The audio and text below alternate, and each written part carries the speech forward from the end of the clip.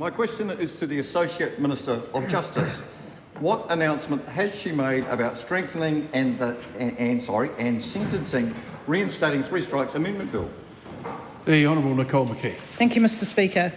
I have recently announced proposals to strengthen the Three Strikes law that this government is reinstating. I've heard from many New Zealanders who want the government to do more to hold the worst violent and sexual offenders accountable. I'm proposing that criminals who previously received strikes under the old Three Strikes law will have those strikes recognised under the new Three Strikes law if they meet the same eligibility criteria. I am also proposing adjustments to the qualifying sentence threshold to ensure serious offenders are captured earlier in their offending.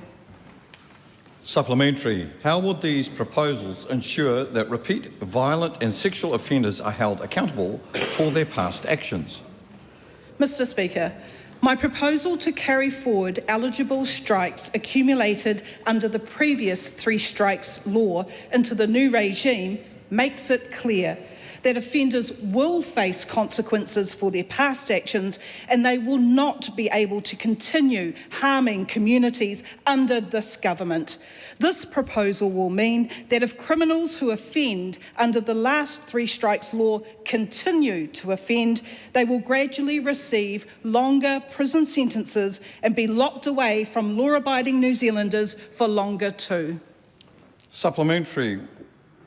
Why has she proposed changes to the qualifying sentence threshold for offenders receiving their first strike? I am proposing to lower the qualifying sentence threshold to 12 months for first strike offences. This will mean that more offenders will receive a first strike warning earlier. It will send a clear message to those criminals that further offending will result in longer prison sentences. The Honourable Duncan Webb. Thank you, Mr Speaker. Why did she decide to subvert parliamentary process and announce these changes before the Select Committee has reported back on the basis of private emails to her office, rather than taking into account the overwhelming majority of public submissions to the Select Committee which opposed the failed Three Strikes regime?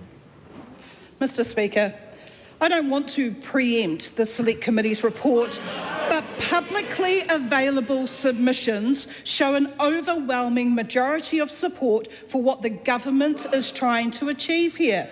I've heard loud and clear the call to go even further to restore law and order, and that's what these proposals to strengthen the Three Strikes regime will do.